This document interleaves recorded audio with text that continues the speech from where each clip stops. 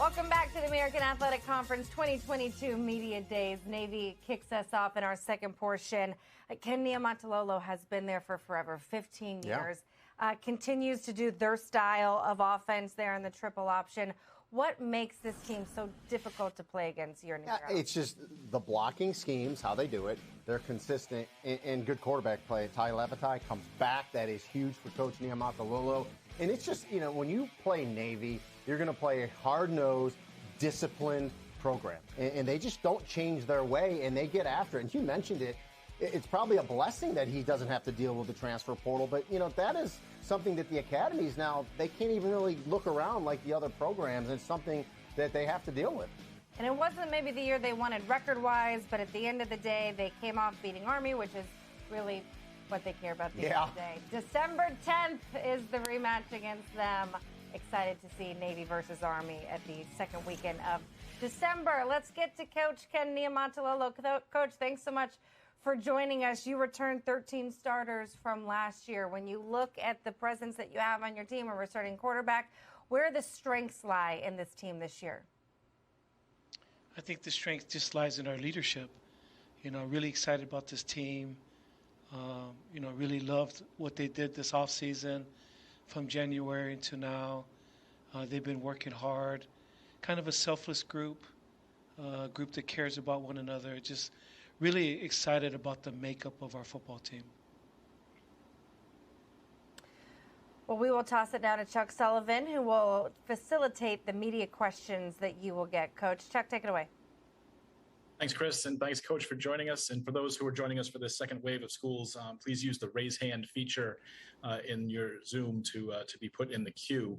We'll start with Dan Tortora from wakeupcalldt.com, please. Good afternoon, Coach. How are you? Dan, how you doing? Doing well. To take a look at the fact that, in realignment right now, a lot of people are talking about Notre Dame coming out of independence and going into a conference. Navy did that after so many decades. Looking back on it, hindsight 2020, what can you say about leaving independence to become part of this American Athletic Conference and what it's done for Navy, in your opinion? Well, I've loved being in this conference. Super competitive. I think our players are. Everybody in our program has enjoyed being in such a competitive league. I mean, you've seen the winner of our league has always gone to a New Year's Six Bowl. I see some of the rankings from this year, which, deservedly so, the way things are. But, the top two teams, I mean, we were one score losses to both of them. And, and we beat UCF last year. So, to me, it just shows you in this league, anybody can win. It's a tough league. But I thought us coming into this league, that was great for our program. And obviously the way the realignment's going, I think all of us are we'll all see how it all settles down and settles out. But I think it was great for our league. And a quick follow-up for you, just why it's made so much sense to be a part of Navy and to continue to be here. You've had other opportunities and other phone calls. You and I have spoken about it before, but you've stayed true to Navy and kind of Grandpa Ken here with the tenure that you have inside of the American Athletic Conference. Well, the grass isn't always greener. There have been 36 head coaching changes in our league since I've been in this league. And so very, very fortunate to be here. I coach great young men. I love the Naval Academy. I love Annapolis. I mean, I don't want to leave. I mean, you coach at a great place. You coach great people. You love coming to work every day. The United States Naval Academy in the Navy Football Brotherhood is a special place. And I think sometimes in this profession, the money is so lucrative that sometimes you can start chasing the wrong things. And I've just been very fortunate to be here. Take our next question from Bill Wagner with the Capital Gazette in Annapolis. Good to see you, Kenny. Hey, Wags. So are you surprised to be picked second to last in the league? And what do you attribute that to? I mean, like you said, you had a lot of close losses last year. You were not as, your record was not indicative of the type of team you were by the end. Are you surprised to have such little regard from the rest of the conference? No, I mean, I think a lot of it's based on the last 2 years and the way our record's been. But even when we were winning, in our league, I mean, prior to to COVID, I mean, I think we were tied for third in the total amount of wins in our conference. And so I think people have forgotten about that. But, this profession is what have you done for me lately? But I think most of it is Wags based on the last 2 years. Deservedly so. We haven't had a good record. It's okay. We like being picked as an underdog. I love this football team. I love what they've done since January, and you can't really worry about the preseason stuff. You just stuff that you have to do during the season that matters. And this as a follow-up, what are some of the reasons why you think Navy will be better than obviously some people think? Well, first of all, we've actually been able to do. This is the first time in the last 3 years that we've had a normal off season. And so I feel like we've been able to prepare our football team exactly like how we did 12 other football teams, since I've been here. So that gives me the first and foremost the greatest confidence in that since January, since we've been back until now, we've done the things that we normally do. We haven't had any COVID protocols or things that we had to do or locked away in the dorms or whatever the case may be. We've been able to do everything that I know that we normally do. I was telling our strength coach in June when we were doing sled pulls and pushes and we had a ton of guys throwing up. I just said, I don't know if I've ever been this happy to see guys throw up again. But we needed that. I mean, because it's our nature and who we are, just some of our off-season things that we do in our conditioning, we've been able to do everything, Wags. And so seeing that from January to this whole off-season, seeing how our young team responded and beat Army, a team that everybody thought that would beat us, watching, Ty, our quarterback, perform well in that game, seeing all of our young players play in this offseason, in spring ball. I've been doing this a long time, and so I just have a great feel by what I see, not by what anybody else tells me, but what I've seen since the Army game to now. I feel really good about this football team. We'll go next to Leo Hagerty with Amped Up Sports Network, please. Coach, one question and a quick follow-up. You're one of the few programs that the portal really doesn't affect. How nice is it to have that continuity where the guys that finish the season with you are going to be the guys that you show up with next year? Well, actually, the portal does affect us. Fortunate guys stay, but people still leave, and people still can leave. The way it doesn't affect us is we can't go into the portal, but people can still leave the Naval Academy and transfer out, which has happened, and so it still does affect us. But the way it doesn't, that we're not able to do like everybody else is, we can't go recruit out of the portal like every other school.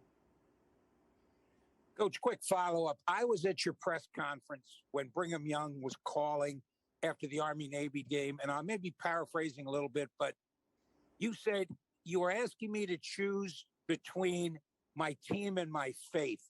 That was really a tough decision for you, wasn't it? Yeah, it was. It was tough. Yeah, like you said, because that's my faith. But I love the school. But at the end, it worked out. They had some things that they're looking for. I was happy where I was at. The only reason I went to look at the school because I've been a member of the Church of Jesus Christ of Latter-day Saints my whole life. My son was playing there. So that's the reason I went to go look at the school. But it all worked out in the right way. I'm grateful I'm still here. And they got a really good football coach in Kalani Sitake. We'll go next to Trace Trilko, please, Sons of UCF. Coach, what are you hoping your team will accomplish the most during preseason camp? I want to continue off by everything that we've been doing so far. I want to see how we started to run when we came back in January, and I was really excited, just seeing the way we were running. And then I want to see how we did in fourth quarters. That's kind of our off-season conditioning that we do on a weekly basis, and it's a grueling task and test we want to see, and I thought our guys did really well in that. Then spring ball, we got after each other offensively and defensively.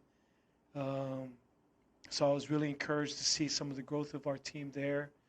And then in the summer, I was here in June, and I was really pleased by all the things that I saw in June.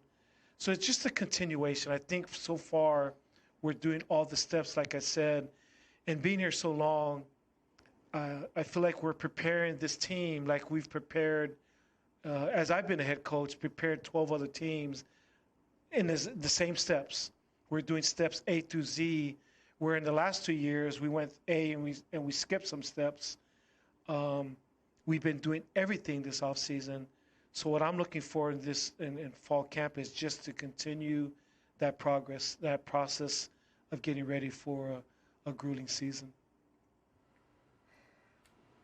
Head coach Ken Niumatalolo. Coach, before I let you go, I have one question. The players that play for you have such rigorous schedules with their training in football and classes. And now, as you mentioned, a chance to kind of go back to normal, how things were 3 years ago. I'm curious what you and your players do for fun outside of football and class and everything. Oh, they're normal kids. These are normal young men. They love to have fun. They're special in that their academics are important to them. Football is very important to them, so they try to balance that. But they're also normal kids. They love to have fun. So we're in Annapolis. It's a great place to be. Very close to D.C., close to Baltimore. There's things to do around our town. It's a beautiful campus, and there's a lot of things around here. So these guys get a chance to have fun. Good deal. I appreciate the time. Looking forward to watching you guys play again this year. Good luck 2022 season and throughout fall camp. Thanks for having me. Take care. You too, Ken Niumatalolo in his 15th season. I just wonder, do they play golf? I don't know that you get 4 hours of time during an off season. We talk with the guys of Tulsa and the fishing and the grilling. But you go and you cover this team, and it is incredible to witness what these athletes go through. I don't think they get as much free time as other student athletes, but the commitment, the level of commitment the players give at Navy and any of the academies for that matter is unparalleled. I mean, it's unbelievable. And he mentioned it. We talked about the transfer portal, and you could tell in his voice that it does affect them because he still can lose players, but he can't say, well, I lost my right tackle. Let me go see it in the portal if there's someone. He just can't do that. So that's another disadvantage now to the academies that he's dealing with. But the biggest thing I take away from listening to Coach Niumatalolo is they're back to normal. And that hurt them, not being able to do. 2 years ago? Yes. They hadn't done any and they had opened that game, and yeah. they didn't tackle, and it was a disaster. Yeah. And so they're back to normal. They're doing their regular practice regime, A to Z, like he said. So I think that's just going to pay dividends for the program. Let's take a look at the schedule for 2022 season. Of course, the very end will be December 10th against Army, the game that we all look forward to, the amount of tradition in that one. But they kick things off against Delaware September 3rd. And then they start the conference season September 10th against Memphis. Yeah, and you heard his comments there. I think the American Athletic Conference has been really good for Navy, to Navy, and he mentioned that. And they've done, and the thing about, we talk about the parity, I mean, we've seen Navy on the top end of this conference. Yeah. Last couple of years, as he said, they've come down, the latter end, and so it kind of is indicative of what the preseason media poll, but Navy's one of those teams that's ranked in the bottom half that would not surprise me if they make a huge leap forward this year and improve by 3 or 4 wins. It really would not. Well, let's chat with a few of the players. Safety John Marshall, kicker Bijan Nichols. Guys, thanks so much for joining us. John, I'll start with you. Coach Niumatalolo telling us that finally things are back to normal in terms of practices. You're able to do things the way things were 3 years ago. So far, how have you seen that transform the team in terms of camaraderie, really preparation for the 2022 season? First of all, thank you for having us, but I've seen a lot of the cohesion back from what we had my first year, my plebe year, and that's just huge for the team, being able to gel with the guys, and you don't have that when COVID's coming on. So just that ability to get stronger and closer together, knowing the brother next to you's weakness, knowing your strengths is just really helpful and hopefully like we can elevate it to a level that we can win more games this year. Okay, we'll go to questions for the midshipmen, please. Just again, use the raise hand feature in the chat to get in the queue. We'll start with Dan Tortora, please. This is for you both. I appreciate you being here. Just, what it means from Navy, we've already heard about the difference that is obviously there in different ways when it comes to the transfer portal, but you're dealing with a difference all the time as students, athletes, and serving the country, and how you feel that weight on your shoulders and how life at Navy is obviously well beyond football. I think that what we have here is just a great way to set us up. We're serving the greatest country in the world. We're able to do it for free. Great education. You're serving with even better men and women to the right and left of you. I think the days do get long, and it's a grueling process, but I think it's all worth it in the end, just to be able to say that you graduated from a place like this, played football in a great conference as the AAC, played against great teams, and then even tradition like the Army-Navy game. Yeah, definitely. I would agree with that. I think all around there's no better experience. There's a great sense of duty that I feel every day walking around in our halls and in the school, just seeing the people next to me and the people that I look up to who have gone here.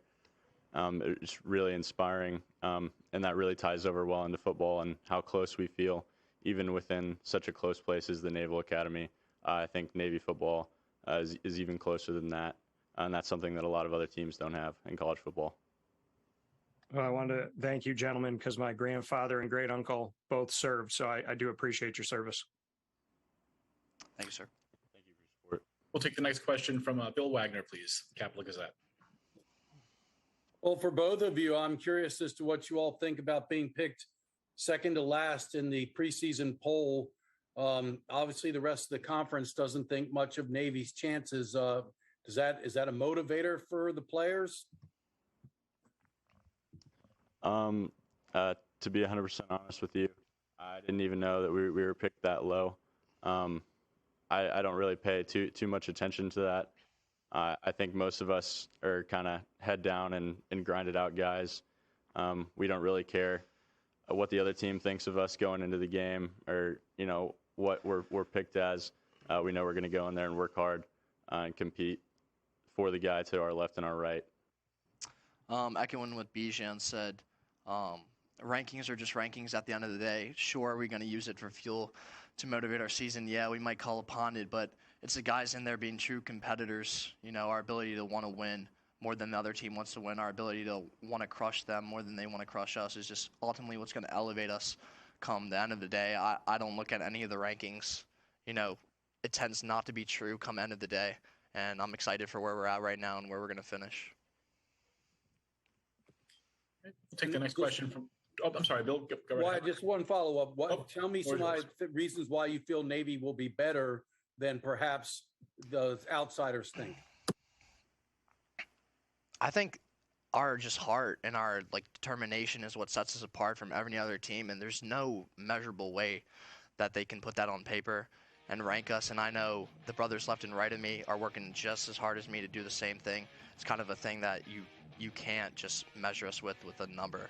It's kind of a thing you have to look at, you have to feel, and I'm excited that we're going to be able to display that for the country come this fall. Yeah, I would definitely agree with what John said. There's no height or weight or statistic or speed or time or anything like that that you can really put on what we have going on here and in our locker room and on our field.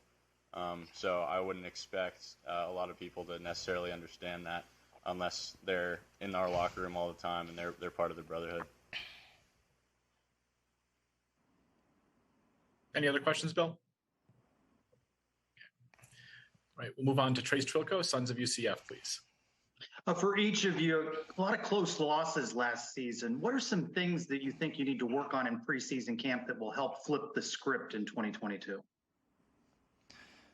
I think just this offseason we've really harped on being more detail attentive. The effort piece is always going to be there for us. We're always going to be flying around. We're always going to be making the most of what we have. But just a thing that coaches have harped on and we have harped on as a class is that we need to be better with the details. And ultimately, if we can put those together, I feel like a lot of those close games come our way and ends up being a much better season for us last year. Even though that's a pass, it's what we're going to look on forward to this year. And I think if we can do that, we'll be a very good team. Yeah, I don't think I could have said it any better. It's the details that Navy football relies on and the attention and passion with which we carry those out. I think that's going to be the difference in what we have going already, what we're going to push forward through with fall camp and then into the season to flip a lot of those games.